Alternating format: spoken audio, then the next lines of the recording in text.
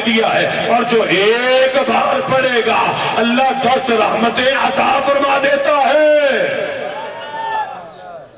جو حضور کی بارگاہ میں ایک بار درود کا نذرانہ پیش کرتا ہے اللہ 10 رحمتیں عطا فرما دیتا ہے، اور جو حضور کی بارگاہ میں سلام کا نذرانہ پیش کرتا ہے میرے کریم آقا اسے جواب بھی عطا فرماتے ہیں۔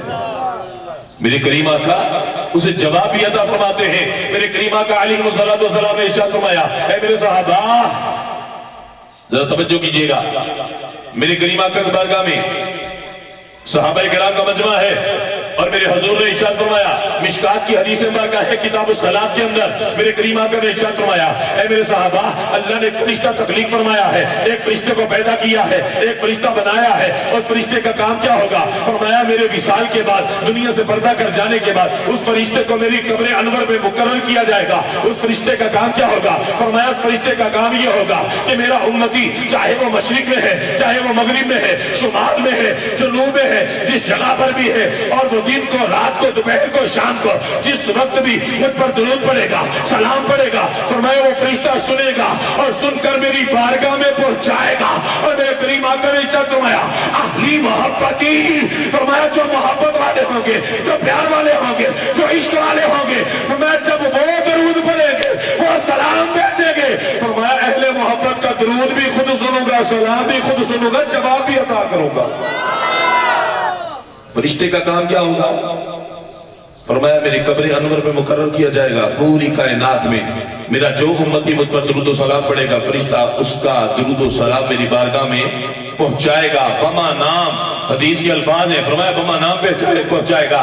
وہ بتائے گا یا رسول اللہ آپ کے غلام نے فلاں جگہ پہ بیٹھ کے، فلاں شہر میں بیٹھ کے، فلاں سمت پہ بیٹھ کے آپ پر درود پڑا ہے۔ اب ذرا سوچو تو صحیح نا کہ میرے آقا کے دربار کا خادم فرشتہ ہے، اس کی قوت سماعت اتنی زیادہ ہے، اس کی یہ طاقت سننے کی اتنی زیادہ ہے کہ پوری کائنات میں پڑھا جانے والا درود پاک وہ دن ہے، دوپہر ہے، شام ہے، ہاں وہ فرشتہ سن لیتا ہے اور پڑھنے والے کو پہچانتا بھی ہے۔ تو جب آقا کے دربار کے خادم فرشتے کی قوت سماعت کا یہ عالم ہے اور سننے کی طاقت کا یہ عالم ہے، تو پھر میرے مصطفیٰ کی طاقت کا عالم کیا ہوگا؟ اسی لیے تو بریلی کے تاجدار امام عشق و محبت امام احمد رضا خان فاضل بریلوی رحمت اللہ تعالی علیہ آپ یوں کہتے ہیں، ہم یہاں سے پڑھیں وہ مدینے سنیں، ان کی ایسی سماعت پہ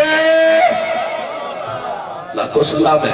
ہم یہاں سے پڑھیں وہ مدینے سنیں، ان کی ایسی سماعت پہ لاکھوں سلام ہے۔ اور میرے کریم آقا نے ارشاد فرمایا یہ شان فرشتے کی ہے جو سنے گا، سن کر میری بارگاہ میں پہنچائے گا۔ لیکن فرمایا مشکات کی حدیث مبارکہ کتاب الصلاۃ، فرمایا اہلی محبتی، فرمایا جو محبت والے، جو پیار والے، جو عشق والے ہیں، فرمایا کہ میرے کریم آقا نے ارشاد فرمایا اہل محبت کا درود بھی خود سنتا ہوں اور جواب بھی عطا کرتا ہوں، سلام بھی سنتا ہوں اور جواب بھی عطا کرتا ہوں۔ اب ایک صحابی رضی اللہ تعالیٰ عنہ جن کا نام حضرت سہیل ہے، سرکار کی بارگاہ میں کھڑے ہو گئے، ہاتھ جوڑ دیے، عرض کی فدا کا ابی و امی یا رسول اللہ، اے اللہ کے رسول میرے ماں باپ آپ پر قربان ہو یا رسول اللہ، ابھی تو آپ ہمارے درود کو بھی سنتے ہیں، سلام کو بھی سنتے ہیں، سلام کا جواب بھی عطا کرتے ہیں، وہ بعد وفاتی کا یا رسول اللہ آپ کے وصال ظاہری کے بعد، آپ کی وفات کے بعد پھر کیا ماجرا ہوگا کہ پھر بھی آپ ہمارے درود کو سنیں گے، ہمارے سلام کو سنیں گے؟ میرے کریم آقا لجپال آقا نے جو جواب ارشاد فرمایا، آنے والی امت کو عقیدہ مل گیا۔ ابن ماجہ شریف کی حدیث مبارکہ ہے، میرے کریم آقا علیہ السلام نے ارشاد فرمایا، اے میرے صحابہ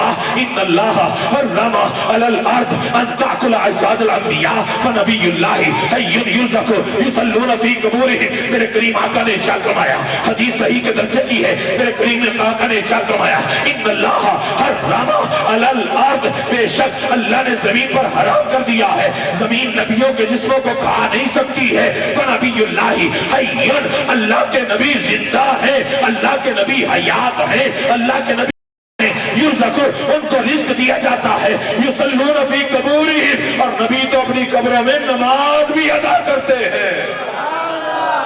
بریلی کے تاجدار کی بارگاہ میں پہنچا جائے، امام عشق و محبت امام احمد رضا خان فاضل بریلوی رحمت اللہ تعالی علیہ آپ یہاں پہ بھی کہتے نظر آتے ہیں، اس عقیدے کو اپنے اشعار میں بیان کرتے ہیں۔ آپ فرماتے ہیں کہ تو زندہ ہے واللہ، تو زندہ ہے واللہ، تو زندہ ہے واللہ، تو زندہ ہے واللہ، میرے چشم عالم سے چھپ جانے والے یا رسول اللہ آپ زندہ ہے कसूर तो मेरी नजर का है जो आपको देख नहीं सकती है, लेकिन खुदा की कसम जो मेरे आका से मोहब्बत करता है, जो मेरे आका से प्यार करता है, जो मेरे आका से इश्क करता है, जो मेरे आका की याद में रोता है, मेरे आका की याद में अपनी आंखों को आंसू से वुजू करवाता है, मगर मेरे करीम आका को वो याद करता है, खुदा की कसम वो लजपाल आका है। कभी तो बुला के जियारत करवा देते हैं और कभी तशरीफ ला के जियारत करवा देते हैं, लेकिन शर्त क्या है, अगर हुजूर को देखना है तो दिल में मोहब्बत अबू बकर जैसी होनी चाहिए। अरे मुसलमानों के पहले खलीफा अबू बकर जैसी मोहब्बत तो लेकर आओ। अरे मुसलमानों के दूसरे खलीफा जनाब उमर जैसी मोहब्बत तो लेकर आओ। अरे मुसलमानों के तीसरे खलीफा जनाब उस्मान गनी की मोहब्बत तो लेकर आओ। अरे मुसलमानों के चौथे खलीफा मौला मुश्किल कुशा हैदर कर्रार रज़ी अल्लाह तआला अन्हु आप जैसी मोहब्बत लेकर आओ। अगर मेरे करीम आका को देखना है तो फिर हबशा के बिलाल जैसी मोहब्बत लेकर आओ। अगर मेरे करीम आका को देखना है तो फिर दाता अली हजवेरी जैसी मोहब्बत लेकर आओ। अगर मेरे करीम आका को देखना है तो गोरडे के ताजदार पीर मेरे अली सरकार की मोहब्बत तो लेकर आओ। अगर मेरे करीम आका को देखना है तो बाबा फरीद गंजे शकर जैसी मोहब्बत लेकर आओ। अगर मेरे करीम आका को देखना है तो ख्वाजा अजमेर जैसी मोहब्बत तो लेकर आओ। अगर मेरे करीम आका को देखना है तो बरेली के ताजदार इमाम मोहम्मद रजा खान की मोहब्बत तो लेकर आओ। अगर मेरे करीम आका को देखना है तो फिर वक्त के मुजद्दिद मेरे पीर अत्तार जैसी मोहब्बत तो लेकर आओ। फिर तुम भी कहोगे कि तू जिंदा है वल्लाह, तू जिंदा है वल्लाह। मेरे चश्मे आलम से मेरे चश्मे आलम से छुप जाने वाले या रसूलल्लाह आप जिंदा हैं। कसूर मेरी नजर का है जो आपको देख नहीं सकती, लेकिन खुदा की कसम जो मेरे आका से मोहब्बत करता है मेरे करीम आका उसे जलवे भी अता फरमा देते हैं। मेरे करीम आका अलैहिस्सलातु वस्सलाम बाद वफात भी जिंदा है। अल्लाह ने जमीन पर हराम कर दिया, जमीन नबियों के जिस्मों को खा नहीं सकती।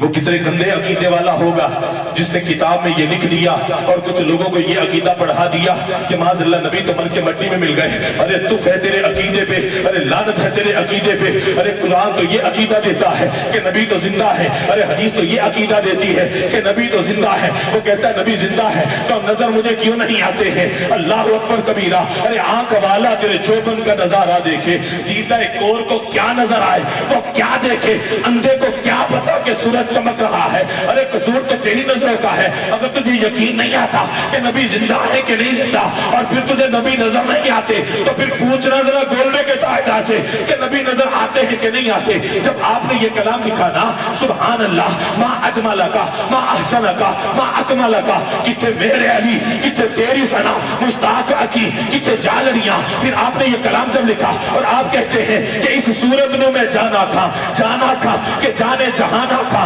सचा था कि रब दी में शाना था जिस शान पे शाना सब बनिया। जब आपने ये कलाम लिखा किसी ने इतराज किया, कोई कहने लगा अरे पीर मेरे अली लोग नाक दिखते हैं तो हुजूर के औसाफ को बयान करते हैं, आपके कमालात को बयान करते हैं, आपके मोजज़ात को बयान करते हैं, लेकिन तूने जो नाक लिखी है तूने हुजूर का हुलिया बयान किया है। और हुलिया तो वो बयान कर सकता है जिसने हुजूर को देखा हो। क्या तूने कभी हुजूर को देखा है? हुजूर तो 1400 साल पहले दुनिया से पर्दा कर गए, तो तूने हुजूर का हुलिया कैसे बयान किया कि इस सूरत में मैं जाना था के जाने जहाना था। वो सूरत क्या कभी तूने देखी है? तो गोल्डे के ताजदार आप इश्क को वजद में आ गए, आपके इश्क को वजद आ गया। आप कहने लगे वो चल और सवाल करना लिया। अरे तू कहना कदी देखा? अरे ये नात तो मैंने उस वक्त लिखी थी। अरे सरकारे मदीना मेरे सामने जलवा फरमाते, मैं देखता जा रहा था, नात बनती जा रही थी। और लोग कहते हैं, कुछ लोग कहते हैं माज़अल्लाह नबी जिंदा है तो नजर क्यों नहीं आते? नबी जिंदा है तो नबी नजर क्यों नहीं आते? कसूर तो उनकी अपनी आंखों का है। कोई सच्चे दिल से हुजूर को याद करे तो सही ना, कोई सच्चे दिल से हुजूर को पुकारे तो सही ना। जब कोई सच्चे दिल से हुजूर को पुकारता है, याद करता है, हुजूर की बारगाह में फरियाद भी करता है, रोता है, हुजूर की बारगाह में अपने दिल को तड़पाता है, अपनी आंखों को आंसू से वुजू करवाता है कि या रसूल अल्लाह उन्जुर हालना या हबीब अल्लाह इस्मा कालना इन्नना फी बहरि हम मुगरकन खुज़ यदीना सहिल लना अशकालना। खुदा की कसम मदीने वाले आका बड़े करीम है, बड़े लजपाल है। जिसकी बाप फड़ लैन उन्हें छोड़ दे नहीं। मेरे करीम आका जिसका बाजू पकड़ ले फिर छोड़ते कोई नहीं है। मेरे करीम आका से जिसकी मोहब्बत एक बार लग जाए ना, खुदा की कसम मेरे करीम आका फिर ऐसा करम फरमाते हैं ارے جلوہ بھی عطا فرماتے ہیں، ارے پریشانیوں کو بھی دور فرماتے ہیں. اور یہ عقیدہ مسلمانوں کے سب سے پہلے خلیفہ حضرت ابوبکر صدیق رضی اللہ تعالیٰ عنہ کا عقیدہ ہے کہ حضور بعد وصال بھی زندہ ہے. جناب حضرت ابوبکر صدیق رضی اللہ تعالیٰ عنہ آپ کے وصال کا وقت قریب آیا، آپ نے صحابہ کو بلایا، جناب عمر کو بلایا، جناب عثمان غنی کو بلایا، جناب مولا مشکل کشا کو بلایا اور فرمانے لگے جب میرا وصال ہو جائے، جب میرا انتقال ہو جائے تو پھر ایسا کرنا، اے علی مجھے اپنے ان ہاتھوں سے غسل دینا جن ہاتھوں سے تو نے سرکار کو بھی غسل دیا تھا. اے علی پھر مجھے کفن پہنانا، پھر میری نماز جنازہ ادا کرنا. جب جنازہ پڑھ چکا نا تو میرے جنازے کی چارپائی کو کندھوں پہ اٹھانا اور لے کے سرکار کے روضہ پاک کے سامنے رکھ دینا اور پھر کیا کہنا، سرکار کی بارگاہ میں عرض کرنا یا رسول اللہ آپ کا غلام آیا ہے، آپ کا غلام آیا ہے، اگر اجازت ہو تو آپ کے قدموں میں دفن کر دیا جائے. اگر اجازت مل گئی تو پھر حضور کے قدموں میں دفن کر دینا اور اگر اجازت نہ ملی تو پھر قبرستان میں دفن کر دینا. اب کسی صحابی نے یہ نہیں کہا ابو بکر یہ کیسی وصیت کر رہے ہو، حضور کا تو وصال ہو چکا ہے، اب کون سنے گا، اجازت کون دے گا. ارے نہیں نہیں، کسی صحابی نے یہ نہیں کہا بلکہ ہر صحابی کا عقیدہ یہ تھا کہ تو زندہ ہے واللہ، تو زندہ ہے واللہ. میرے چشم عالم سے چھپ جانے والے جناب حضرت ابوبکر صدیق رضی اللہ تعالیٰ عنہ آپ کا وصال ہو جاتا ہے، آپ کو غسل دیا جاتا ہے، آپ کو کفن پہنایا جاتا ہے، آپ کی نماز جنازہ ادا کی جاتی ہے. پھر جنازے کی چارپائی کو صحابہ نے کندھوں پہ اٹھایا، فاق حضور کے روضہ اقدس کے باہر دروازے کے سامنے رکھا. صحابہ کہتے ہیں ہم نے حضور کی بارگاہ میں عرض کی ہے، روضہ پاک کی طرف منہ کر کے عرض کی ہے یا رسول اللہ غلام آیا ہے، اجازت ہو تو آپ کے قدموں میں روضہ پاک کے اندر دفن کر دیا جائے. صحابہ کہتے ہیں دروازے پہ تالا ہے جو چابی سے کھلتا ہے. صحابہ کہتے ہیں ہم نے جب اتنی عرض کی نا کہ فریاد امتی جو کرے حال زار میں ممکن نہیں کہ خیر البشر کو خبر نہ ہو، خدا کی قسم مدینے والے کو آج بھی خبر ہو جاتی ہے. صحابہ کہتے ہیں دروازے پہ تالا ہے جو چابی سے کھلتا ہے. جب ہم نے عرض کی نا تو دروازے کو جو تالا لگا ہے اس کو چابی نہیں لگائی، ارے تالا کھل گیا ہے. ارے کوئی کنڈی کھولنے والا ارے نظر نہ آیا، ارے کنڈی بھی کھل گئی ہے. ارے دروازہ کھولنے والا کوئی نظر نہیں آیا، ارے دروازہ بھی کھل گیا ہے. اندر سے کریم آقا کی آواز آتی ہے ارے میرے یار کو میرے پاس لے آؤ. سبحان اللہ، نعرہ تکبیر، نعرہ رسالت، نعرہ حیدری، نعرہ غوثیہ. سرکار کی آمد، دلدار کی آمد، طہا کی آمد، کرشی کی آمد، سہنے کی آمد، آمد مصطفیٰ.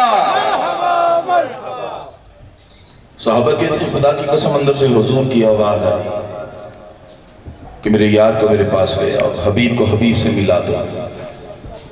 اب جن کا عقیدہ معاذ اللہ یہ ہے کہ مر کے مٹی میں مل گئے، ان کا عقیدہ کتنا گندا عقیدہ ہے یار. ہم کہتے ہیں اللہ کی عطا سے بعد وفات بھی انبیاء زندہ ہیں، اللہ کی عطا سے. اور میرے حضور علیہ السلام کے متعلق ایسا عقیدہ کہ تو زندہ ہے واللہ، تو زندہ ہے واللہ. یہ معاذ اللہ بریلی کے داعیدار امام عشق و محبت امام محمد رضا خان فضل بریلوی رحمت اللہ تعالی علیہ، آپ نے اپنی طرف سے کوئی نیا عقیدہ پیدا نہیں کیا بلکہ یہ عقیدہ صحابہ کا عقیدہ ہے، یہ تابعین کا عقیدہ ہے، یہ علماء کا عقیدہ ہے، یہ صلحاء کا عقیدہ ہے، یہ صدیقین کا عقیدہ ہے، یہ شہداء کا عقیدہ ہے. ارے یہ عقیدہ جو ہے یہ امت کا اجماعی عقیدہ ہے اور یہی عقیدہ امام بصیری کا تھا. ارے کون امام بصیری جن پر فالج کا اٹیک ہوا، کم و بیش 12 سال آپ فالج کے مرض میں مبتلا رہے. ایک دن ایک رات آپ اپنے بند کمرے میں لیٹے ہوئے ہیں اور آپ کو حکیم و طبیبوں نے لا علاج قرار دے دیا ہے. 12 سال فالج کے مرض میں مبتلا رہے. ایک رات اپنے بند کمرے میں لیٹے ہوئے ہیں کہ دل میں خیال آیا کہ میں حضور کی بارگاہ میں استغاثہ پیش کرتا ہوں، حضور کی بارگاہ میں التجا کرتا ہوں. وہ تو بڑے کریم آقا ہیں، وہ تو بڑے لجپال آقا ہیں، وہ تو کرم فرما ہی دیں گے. تو امام بصیری کہتے ہیں میں نے قصیدہ پڑھنا شروع کیا، مولا یصلی وسلم دائما ابدا علی حبیبک خیر خلق کلہم.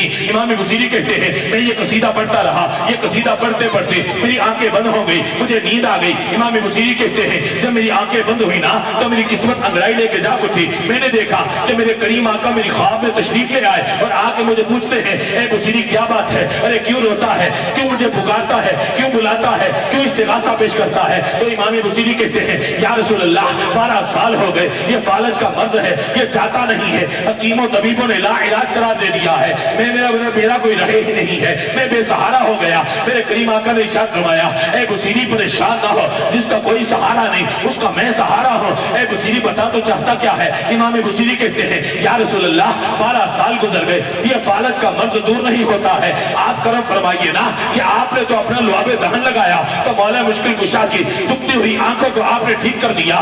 آپ نے اپنا لعاب دہن لگایا تو حضرت قتادہ کی نکلی ہوئی آنکھ کو آپ نے درست کر دیا. اے میرے کریم آقا آپ نے اپنا ہاتھ مبارک لگایا تو حضرت عبداللہ بن عتیق کی ٹوٹی ہوئی پنڈلی کو ٹھیک کر دیا ہے. ایک صحابی جن کے جسم پر آبلے ہیں آپ نے اپنا لعاب دہن لگایا, اس کے جسم کو بھی شفا عطا فرما دی ہے. کسی خالی کنویں میں آپ کا لعاب دہن جاتا ہے, وہ شیریں ہو جاتا ہے, وہ میٹھا ہو جاتا ہے. یا رسول اللہ کرم فرمائیے نا, یہ 12 سال عمر کا مرض ہے, یہ فالج کا مرض ہے, کرم فرمائیے کہ شفا مل جائے. میرے کریم آقا نے ارشاد